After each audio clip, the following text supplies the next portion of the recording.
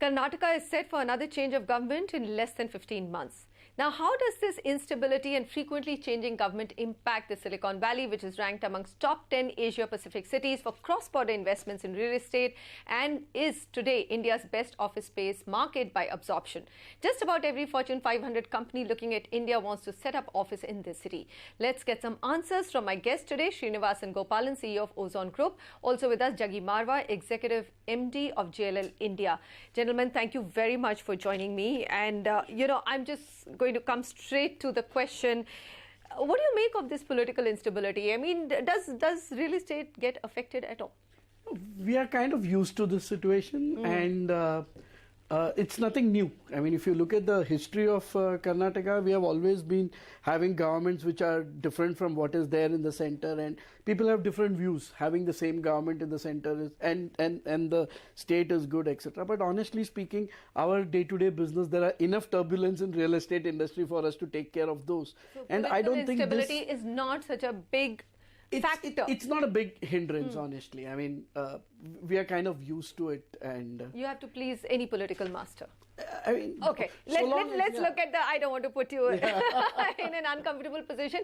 India office space absorption, 2018. Now, Bangalore, 33%, Mumbai, 17%, and Delhi, NCR, 16%. Jaggi Marwa, Bangalore is so far ahead of even the other two cities that, everyone's saying, what is it? Hyderabad wants to now replicate what Bangalore is doing. And there is a real and serious danger that if Bangalore does not fix, and this is something that everyone's been saying, it's infrastructure, it's traffic congestion issues, then business will move out. Do you see that happening, or you don't see that happening? So, I'll jump to your first point. It's that, in spite of the governance and the way things are on the political side, Bangalore's continued to grow. We started in 2000 when IT boom just about was beginning to happen. It lucked out because of talent. Yeah.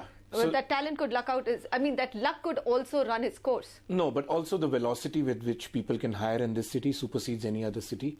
It's because of the pure cosmopolitan nature of the city. Okay. People love to be in a city where it's multilingual, it's multi-dimensional. So are you saying no other city right now is posing a danger to Bengaluru? And it doesn't matter? It doesn't matter because also the genre of people, the entrepreneurs, the unicorns that started here, this is a success story in spite of the government. For the last maybe 20 years now, we've not had a single government which has done something specific for the industry at large. And I think they are pretty much fixing their own issues and problems. So the private entrepreneurs and the real guys who are running this show are actually the people of Bangalore, and I think the spirit of this city supersedes all the political. I'm going to ask you then a very difficult question. When I speak to the startups, though, I mean, they're now wondering. For example, the air pollution levels became so bad that Vijay Shekhar said that I will not want to stay in Delhi anymore, and he's taken. Do you see a situation, if the traffic situation does not improve, that there will not be any tremors here? No, not at all. I think, so as Jaggi rightly mentioned, the kind of talent that you have here, the kind of people... both in unison, so it doesn't really matter. We should just wrap out the show now. You don't want the city to change. You don't want any political masters who are going to do a better job for the city. You look at my own background. I've come from Mumbai. And if you had placed me somewhere else other than in Bangalore, I would not be comfortable. Okay, so it's still the first choice. And it's the first choice for various reasons. One is the cosmopolitan nature. The second thing is you're said that. My question to you is that... The third thing is the weather. I think all said and done. Okay. However, which political masters don't control? I mean, it doesn't matter. The weather is the weather. I think but job opportunities. Okay. People come to India. It's like the big mantra of, living your dream in large cities today. I think Bangalore supersedes that American dream of India. It's basically that big dream because jobs are... I am so glad to hear that it does not matter who comes to power. Political instability doesn't matter. Traffic doesn't matter. Bangalore has talent. I'll say the other thing, Manisha. As long as they don't interfere with the way the private entrepreneurs are working, I think things will still continue. Infrastructure doesn't worry you as a developer? It's not that infrastructure... I'm really surprised. It's not that infrastructure does not worry us. It does worry us. They are themselves pumping in money to build roads today. No, you look at the north of Bangalore. We still have a long way to go in north of Bangalore. Today I live in north. It takes me 20 minutes to come. But I would not want to live in Whitefield because it's a Chakraview in itself. So there are some pockets which require serious amount of attention. More than infrastructure, it's the basic things that we need to talk about. The water and other management. Things. The waste management, because waste management, these are things lakes. I mean, and you're facing a climate change. You all spoke about great climate weather. There are enough reports which are saying that Bangalore's never felt the kind of heat wave that it has. So, but comparatively, Manisha, you land up in Bombay. I'm 40. This is a comparative advantage that everyone. 43 years in Bombay and just 5 years in Bangalore. You land up in Bombay and you just want to undress yourself. It's that kind of even when it's raining.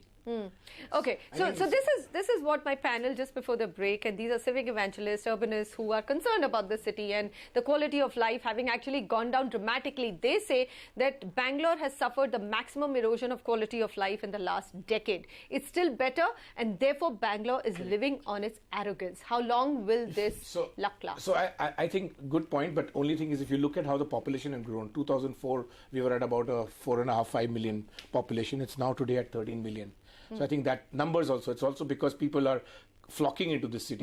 Migration is such a huge attraction for people, especially the workforce, quality labor, and more importantly, like the overall culture, the feel-good factor, the welcoming of people. Language is not a problem. People speak in English, Hindi. You can get away with anything. I think this city has a big story in spite of the government. So there's anything you want from? I mean, do you believe that if there was anything that the government could do for real estate sector, what would it be? No, as I said, even in your earlier shows, I've said that leave us alone. I think we have enough of things on hand. Well, we will perform.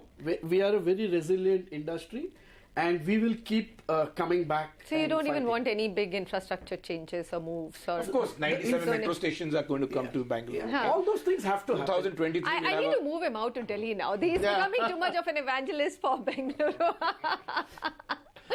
I live in Bombay 2 days a week these days. But all I'm saying, Manisha, is that the government has to do its basic job of providing infrastructure, water, etc. But we are very happy to be on our own and take the bull by the horn. I mean, we have enough challenges. And you think that foreign investment will continue to flow 200%, into Bangalore's 200%. Office real estate space? 2014 to 18, we have almost $12 billion of investment, which was 13%. Highest among top 10 Asian countries. Exactly. And this is not going to change. This is not going to change. Irrespective of the government, that number is not going to change. Even this year, I think Bangalore will touch between 11 and 12 million square feet of gross absorption of office space today in India. So India, right now in the first quarter, we've done about 24 million, of which Bangalore is almost at about 5. We will cross 11.5, 12 million square feet this year. This is not small. No, it's absolutely not. I'm very happy to hear, because all of this, every 100 square feet of office space will translate into 1,000 square feet of residential. That's not generally happening. I mean, that's another. It has to happen. Someday it has to happen. Recently released a report on the residential survey, and it showed that Bangalore had the highest amount of green shoots that have happened in the real estate industry is actually happening in Bangalore. Which is also causing a lot of civic issues, right? Too much of construction and construction which is, I mean, in fact, I wanted to touch upon that very important point, that the perception that people have, not of course of the developers who run by the book, get their plans passed, but there are there's so much of illegal, unauthorized construction. Is that a big worry for you? No, but I don't think so. With all these regulations coming in, it's a matter of 2 to 3 years, Manisha. The number of developers, what they were in 2014, 15, and today we are already 60% of what we were. We will be left with a 20-30% of people staying back, and which is going to attract more investments coming in. I think compliance, regulation, and the men and the boys getting segregated in our industry, consolidation is the name of the game, I think. All right, I'm going to wrap out here, gentlemen. You guys seem to be smiling all the way. Doesn't matter. The political drama just gives us many headlines and much entertainment. This is a conversation which is diametrically opposite to what I have had before the break with the civic evangelists and urbanists. So that is the ecosystem. I think for Bangaloreans, people migrating from outside, the quality of life still probably, the weather, the job opportunities are much better than other cities, schooling. But for people who've been living in Bangalore and have been living here for decades, can clearly see an erosion of quality of life, and that is something that the city and the political leaders need to take care of. Just don't you think here is a government, a minority party is actually running the government, and anything that happens could probably be better than what it is. So we are also looking at it from... So just stability. I think any stable government always has its... is good. It doesn't matter who brings that stability. Yes. Jaggi Marwa and Srinivasan Gopalan, gentlemen, thank you very much for joining me. So here you have two views, Bangalore citizens saying that, Bangalore has never featured top or key amongst the political leadership's view and vision, and it has suffered. But real estate is booming, irrespective. You have some of the biggest branded leaders, at least in the real estate industry in the city.